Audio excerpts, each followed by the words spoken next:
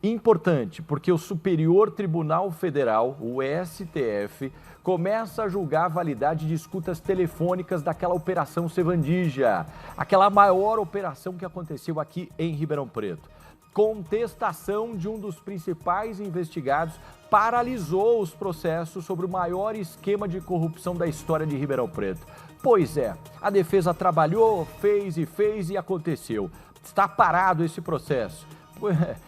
Aquela força-tarefa que apontou fraudes, causaram rombo estimado em 220 milhões de reais aos cofres públicos aqui de Ribeirão Preto. Vocês lembram disso, né? Foi o maior escândalo que a gente teve. Só para a gente relembrar essa história, ao contestar a legitimidade das escutas, a defesa do ex-secretário de administração do governo Darcy Vera, Marco Antônio dos Santos, considerou que não houve fundamentação nas decisões da Justiça de Ribeirão Preto, que possibilitaram inclusive o prolongamento das escutas telefônicas. E isso em setembro de 2022.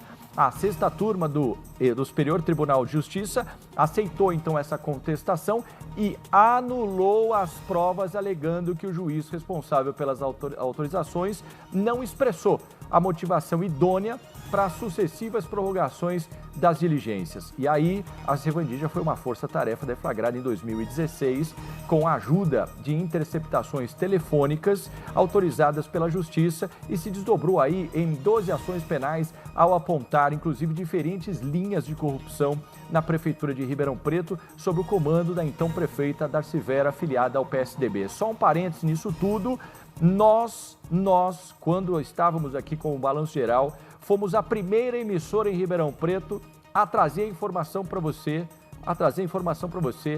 da prisão da ex-prefeita Darcy Vera aqui. Sempre o nosso jornalismo trabalhando sério sobre isso.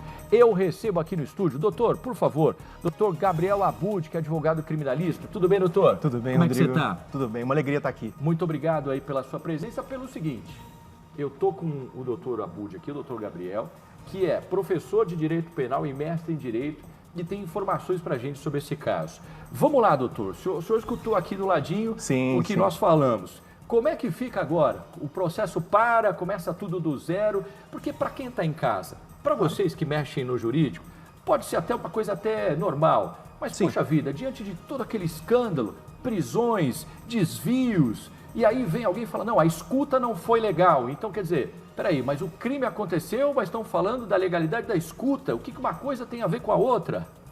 Bom, antes de mais nada, muito obrigado, Rodrigo. Agradeço a TV Record pelo convite. Quero agradecer a todo mundo que está assistindo a gente aqui hoje.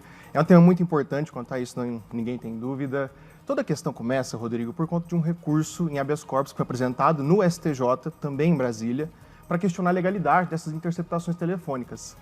A grande questão que gira em torno desse problema a partir de então é que o STJ recebe e reconhece a legalidade dessas interceptações. E a consequência disso, juridicamente falando, é uma paralisação de fato do processo. E entendam, por que isso acontece? Essa paralisação, quando nós temos uma operação do tamanho da Sevandija, com o tamanho dos problemas que a Sevandija demanda, a principal prova, até no momento inicial daquela operação, eram justamente essas interceptações. Então, se a principal prova que fundamentou o grande start dessa acusação, toda essa questão que apura essas fraudes, esses esquemas, quando você tem essa paralisação, você precisa avaliar de verdade se esses elementos de investigação são legais ou não. Sendo declarados legais, o processo pode seguir normalmente. Se eles forem mantidos como ilegais, qual que é a consequência disso? No primeiro momento, o processo precisa voltar à primeira instância, e os atos que foram praticados pelas interceptações telefônicas e aqueles que são dela, e o Código de Processo Penal fala exatamente essa expressão, dos que sejam dependentes ou subsequentes da interceptação telefônica, também precisam ser anulados. Eles sendo anulados, é necessário que se faça uma apuração a respeito das provas que são dependentes ou subsequentes, porque elas precisarão serem desentranhadas do processo.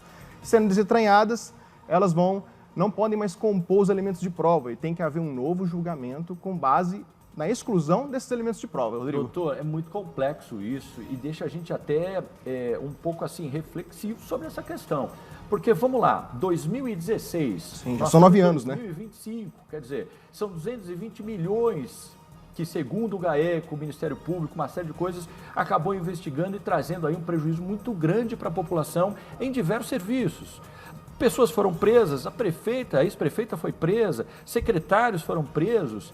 Quer dizer, houve um entendimento da justiça naquela ocasião que, baseado em tudo isso, houve-se então o crime. Sim. Só que agora estão falando assim, não, mas a maneira como vocês descobriram o crime, pelo menos o que eu estou entendendo, tá? Para o pessoal de casa poder entender também. Sim. Então, a maneira como vocês descobriram o crime não é legal. Então, peraí, para o processo e volta tudo do começo, é isso? É isso mesmo, isso mesmo. Se nós temos a anulação dessas interceptações, elas não podem mais compor o quadro geral das provas da apuração.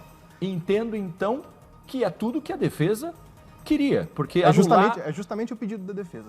Anular as provas é simplesmente postergar todo esse processo para falar assim, meu cliente então não tem nada. Mas todo mundo já sabe o que aconteceu. Só que legalmente para a justiça precisa ter uma prova, vamos colocar assim, legal. Sim, e é necessário, entenda, não é a negativa de que essas oitivas existem, essas escutas existem ou do conteúdo delas, mas sim tão somente a respeito da legalidade da captação dessas escutas. Tá, vamos lá entender então, partindo desse princípio que o senhor está explicando para a gente.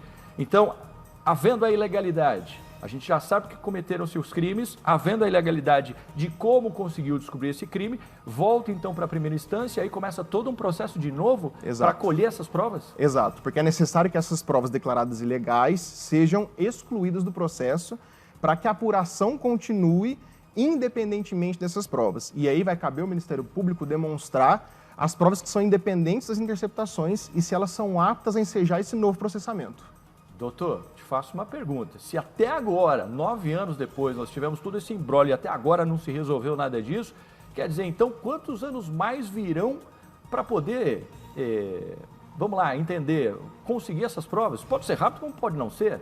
Pode ser rápido como pode não ser. Hoje em dia, a justiça tem funcionado de forma bastante ágil em operações como essa, isso tem ficado cada vez mais comum, mas é difícil dar uma previsão, isso acaba ficando um pouco subjetivo. Mas, em havendo o entendimento de que essas provas são independentes, de que existem provas independentes, a tendência é que o processo caminhe de uma forma muito mais rápida. Doutor, assim, eu estou pensando com a cabeça de um cidadão e a cabeça com quem está em casa. Sim. Porque, assim, gera uma indignação para a gente. Vamos lá, deixa eu entender como é que a gente pode entender toda essa situação. Poxa vida, desviaram dinheiro nosso, do nosso imposto, né? De um monte de coisa. A justiça já sabe, quer dizer, estão tentando enrolar isso e fazer um monte de coisa e dá um sentimento de injustiça para o cidadão. É isso que a gente sente. Eu entendo, é um sentimento muito legítimo. No entanto, o que a gente precisa, o contraponto que se faz nesse sentido é necessário que exista uma apuração, é necessário que os fatos sejam descobertos, sejam apurados da forma exata como eles aconteceram. Mas isso não pode ser feito a qualquer custo, porque as interceptações telefônicas elas têm requisitos para serem realizadas. Dentre eles, o prazo legal, a necessidade para o caso e o dever de fundamentação para que elas aconteçam. E é justamente essa a justificativa e a impugnação da defesa. Esse é o núcleo da contestação que tem sido feita até aqui. A legalidade da fundamentação, como se o juízo de Ribeirão Preto não houvesse explicado a efetiva necessidade e possibilidade jurídica de que essas pessoas fossem interceptadas telefonicamente. Doutor, o senhor já viu casos em que, por exemplo, numa situação como essa, a justiça não conseguiu provar por outros meios e tudo isso então caiu por terra e aí, consequentemente, você não tem como incriminar quem, teoricamente, já teria falado que cometeu o crime? Já vi, já trabalhei em muitas operações que tiveram esse desfecho, mas que tiveram um desfecho contrário também. Então, a gente, no momento em que isso volta para o primeiro grau, se de fato voltar ao primeiro grau, quando voltar ao primeiro grau, o jogo processual vai se reiniciar, mas é relativamente comum você ter desfechos para os dois campos, tanto para a continuidade da ação penal, quanto para a sua paralisação em definitivo. É isso que a gente começa a entender. Então aí você tem o GAECO envolvido, o Ministério Público, querendo provar a legalidade, e nós temos a defesa Sim. também fazendo o papel dela, né, de falar, bom, nós tentamos anular aqui, agora provem outra maneira, então, que os meus clientes estão certos e que realmente cometeram os crimes, né? É isso. É isso que vai acontecer. Isso. A defesa está apostando que o Ministério Público e o GAECO talvez não consiga provar isso de outro meio. Não tenham elementos para além das interceptações que demonstrem a possível culpa desses acusados. Pois é, então, e isso agora é um jogo que a gente vai continuar acompanhando. E por Sim. incrível que pareça, né, gente? Em 2016, a gente ainda falando de Sevandija, o negócio parado. Isso em 2016 eram 220 milhões. Se a gente pegar esse dinheiro hoje corrigido, quantas coisas não dariam para se fazer em Ribeirão Preto, aqui em serviços nossos, né? Doutor, eu entendo todo esse processo jurídico, fiz essas perguntas exatamente porque a gente precisa contrapor e eu preciso aqui fazer um papel de cidadão e principalmente quem está ouvindo, sim. né?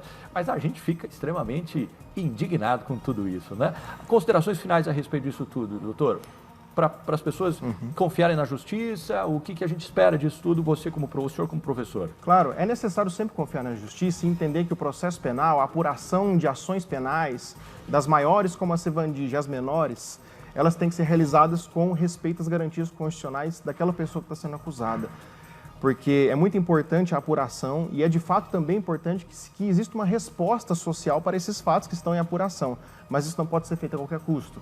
É necessário que as garantias do cidadão, que somos todos nós, sejam respeitadas para que ninguém seja vítima de uma acusação falsa ou de um processo ilegal. Doutor Gabriel Abud, muito obrigado pelo seu agradeço, esclarecimento. Rodrigo. Muito obrigado. Muito enriquecedor, até para que as pessoas possam entender. E vamos esperar cenas do próximo capítulo. Muito obrigado, Agora Rodrigo. é o desafio. Ministério Público GAECO contra a defesa para saber aí. A defesa está apostando que o GAECO não vai conseguir provar. A justiça, por outro lado, está sendo provocada para provar que, temos condições de provar que houve crime sim e vai ser legal isso. Vamos esperar cenas do próximo capítulo. Grande abraço, doutor. Muito obrigado, Rodrigo. Muito obrigado.